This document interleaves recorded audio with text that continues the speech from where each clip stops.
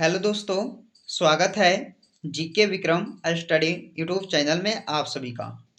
दोस्तों, आज के इस वीडियो में साइंस के टॉप 30 क्वेश्चन देखेंगे दोस्तों, जो आपके हर एक एग्जाम में पूछा जाता है। तो आप लोग इस वीडियो को पूरा कंप्लीट देखिएगा और वीडियो पसंद आए तो लाइक कीजिएगा, दोस्तों के यहाँ इस वीडियो को शेयर कीजिएगा। और दोस्तों, 30 क्वेश्चन में से कितने क्वेश्चन का आंसर आप लोग कीजिएगा कमेंट में जरूर बताइएगा। पहला क्वेश्चन है, मनुष्य के शरीर में प्रचुर मात्रा में पाए जाने वाला तत्व कौन सा है? तो मनुष्य के शरीर में प्रचुर मात्रा में पाया जाने वाला तत्व है वो कौन सा कहलाएगा? तो ऑक्सीजन होगा। यानी कि पहले क्वेश्चन का राइट आंसर आपका ऑप्शन सी होगा, ऑक्सीजन। अगला क्वेश्चन है कि मनुष्य के मस्तिष्क का सबसे बड़ा भाग कौन सा है? तो मनुष्य के मस्तिष्क का सबसे बड़ा भाग कौन सा है? तो प्रमस्तिष्क। यानी कि दूसरे क्वेश्चन का राइट आंसर ए हो जाएगा, प्रमस्तिष्क, जो मनुष्य के मस्तिष्क का सबसे बड़ा भाग कहलाता है। अगला क्वेश्चन है कि मानव शरीर का सबसे बड़ा अंग कौन सा है? तो मानव शरीर का देखा जाए तो सबसे बड़ा अंग कौन सा होगा? तो यकृत। यानी कि तीसरे क्वेश्चन का राइट आंसर ए होगा, जिसे लीवर भी कहा जाता है। अगला क्वेश्चन है, मनुष्य के शरीर में सबसे छोटी हड्डी कौन सी होती है? तो मनुष्य के शरीर में सबसे छोटी हड्डी कौन सी होती है? स्टेपिस। यानी कि करेक्ट आंसर इसका ए हो जाएगा। अगला क्वेश्चन, बुढ़ापे में कौन सी ग्रंथि लुप्त हो जाती है? तो बुढ़ापे में कौन सी ग्रंथि लुप्त हो जाती है? तो आंसर होगा थाइमस ग्रंथि। यानी कि बी इस क्वेश्चन का राइट आंसर हो जाएगा। अगला क्वेश्चन है, मनुष्य के रक्त में कौन सा धातु पाया जाता है? तो मनुष्य के रक्त में कौन सा धातु पाया जाता है? तो लोहा। इस क्वेश्चन का राइट आंसर आपका ऑप्शन बी होगा, लोहा धातु जो है ये दोस्तों मनुष्य के रक्त में पाया जाता है। इंपॉर्टेंट क्वेश्चन है। अगला क्वेश्चन है, मानव शरीर में गुणसूत्रों यानी कि क्रोमोसोम की संख्या कितनी होती है? तो मानव शरीर में गुणसूत्रों की जो संख्या है वो 46 होता है, 46। यानी कि इस क्वेश्चन का बी राइट आंसर हो जाएगा। अगला क्वेश्चन, मानव शरीर की सबसे बड़ी कोशिका का क्या नाम है? तो मानव शरीर की सबसे बड़ी कोशिका का क्या नाम है? आंसर कीजिएगा तंत्रिका कोशिका, आंसर डी। चलिए, अगला क्वेश्चन है कि मानव शरीर का रक्त बैंक किसे कहा जाता है? यानी कि मानव शरीर का जो रक्त बैंक है वो किसे कहते हैं? तो आंसर कीजिएगा प्लीहा, ऑप्शन ए राइट आंसर होगा। प्लीहा को कहा जाता है मानव शरीर का रक्त बैंक। चलिए दोस्तों, 10 नंबर क्वेश्चन है कि मानव शरीर में जल की मात्रा कितनी होती है? तो बताइएगा, मानव शरीर में जल की मात्रा 80%, यानी कि 80% जो है ये होती है जल की मात्रा किसमें? तो मानव शरीर में। चलिए, अगला क्वेश्चन है, मनुष्य के शरीर में पाचन मुख्यतः कहाँ पर होता है? तो मनुष्य के शरीर में जो पाचन होता है वो कहाँ पर होता है? तो छोटे आंत में होता है दोस्तों। यानी कि इस क्वेश्चन का डी राइट आंसर आपका हो जाएगा, याद रखना है।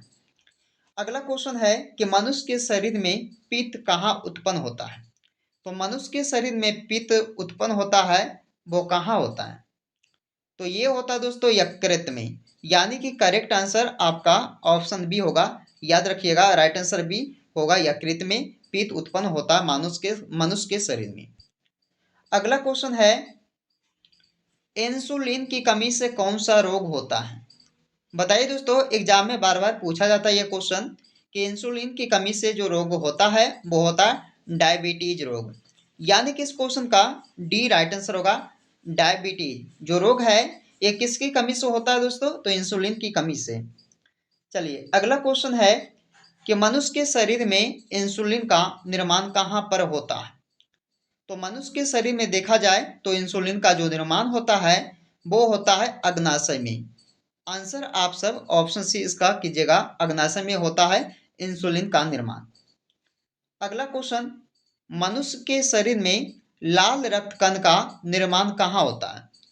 तो मनुष्य के शरीर में लाल रक्त कण का निर्माण होता है अस्थि मज्जा में। आंसर आपका ऑप्शन सी होगा, अस्थि मज्जा में किया जाता है लाल रक्त कण का निर्माण मानव के शरीर में। चलिए अगला क्वेश्चन, भोजन का पाचन मनुष्य के किस अंग से शुरू होता है? दोस्तों भोजन का जो पचना है मनुष्य के किस अंग से प्रारंभ होता है यानी कि शुरू होता है? तो आंसर कीजिएगा आपका ऑप्शन ए मुंह से, यानी कि मुख से शुरू होता है भोजन का पाचन, याद रखना है। अगला क्वेश्चन है, मानव शरीर के किस अंग से नेफ्रॉन का संबंध है? ये भी आपके लिए इंपॉर्टेंट क्वेश्चन रहेगा, इसे भी आप लोग जो है याद रखिएगा। तो मानव शरीर के किस अंग से नेफ्रॉन का संबंध है? तो उत्सर्जन प्रणाली से। आंसर कीजिएगा आपका ऑप्शन बी। चलिए अगला क्वेश्चन है कि निम्न में से कौन मानव त्वचा को रंग प्रदान करता है? तो इनमें चार ऑप्शन दिया है दोस्तों आपको कि मेलानिन, केरोटीन और हीमोग्लोबिन, या इनमें से कोई नहीं। तो इनमें से कौन सा जो है मानव त्वचा को रंग प्रदान करता है? तो मेलानिन, यानी कि राइट आंसर याद रखना है ऑप्शन ए हो जाएगा। अगला क्वेश्चन है, विटामिन शब्द का प्रयोग सर्वप्रथम किसने किया था? तो विटामिन शब्द का जो प्रयोग है सबसे पहले सी फंक द्वारा किया गया था। किसके द्वारा? फंक द्वारा। अगला क्वेश्चन है कि विटामिन के अध्ययन को क्या कहा जाता है? विटामिन के अध्ययन को क्या कहा जाता है? तो विटामिन के अध्ययन को कहा जाता है विटामिनोलॉजी। करेक्ट आंसर आपका ऑप्शन सी होगा। विटामिनोलॉजी जो है ये विटामिन के अध्ययन को कहा जाता है। याद रखिएगा 20 नंबर क्वेश्चन का आपका ऑप्शन सी हो जाएगा। चलिए दोस्तों अगला क्वेश्चन है, किस विटामिन में कोबाल्ट पाया जाता है? यह भी आपके लिए इंपॉर्टेंट रहेगा कि कौन से विटामिन में कोबाल्ट पाया जाता है? तो विटामिन B12 में। दोस्तों विटामिन 12 में जो है ये कोबाल्ट पाया जाता है। याद रखिएगा इस क्वेश्चन का भी आंसर आपका सही हो जाएगा। अगला क्वेश्चन है, विटामिन ई का महत्वपूर्ण स्रोत निम्न में से कौन सा है? तो विटामिन ई का जो महत्वपूर्ण स्रोत होता है वो इनमें से कौन सा होगा? तो गेहूं अंकुर का तेल। करेक्ट आंसर आपका ऑप्शन सी होगा, याद रखना है। चलिए दोस्तों 23 नंबर क्वेश्चन है, विटामिन किस भाषा का शब्द है? विटामिन किस भाषा का शब्द कहलाता है? तो लैटिन भाषा का। आंसर आप सब ऑप्शन सी इसका कीजिएगा। चलिए अगला क्वेश्चन है, किस विटामिन की कमी के कारण बाल सफेद हो जाते हैं? दोस्तों ये बाल जो सफेद होते हैं किसके कारण, किस विटामिन के कारण? तो आंसर कीजिएगा विटामिन B6 और विटामिन B12, यानी कि विटामिन 6 जो है और विटामिन B12 जो है ये दोनों से जो है बाल सफेद हो जाते हैं। इस क्वेश्चन का राइट आंसर आपका ऑप्शन सी होगा, उपरयुक्त दोनों। चलिए अगले क्वेश्चन की ओर चलते हैं, कपास के बीज में किस विटामिन से भरपूर होते हैं? तो कपास के बीज जो है किस विटामिन से भरपूर होते हैं? तो विटामिन ई। आंसर आप सब ऑप्शन डी इसका कीजिएगा, विटामिन ई जो है ये कपास के बीज में भरपूर मात्रा में होते हैं। अगला क्वेश्चन, सूर्य के प्रकाश से कौन सा विटामिन मिलता है? हमें सूर्य के प्रकाश से कौन सा विटामिन मिलता है? तो सभी को पता है दोस्तों विटामिन डी मिलता है सूर्य के प्रकाश से।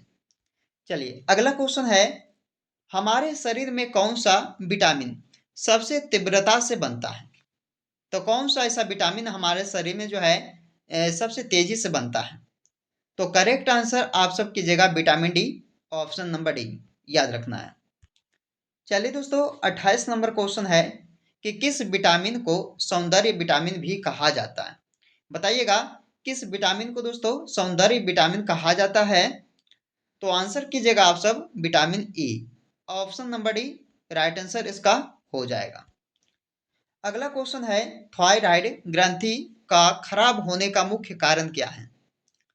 बताइए दोस्तों थायराइड ग्रंथि का जो खराब होने का मुख्य कारण है वो क्या होगा?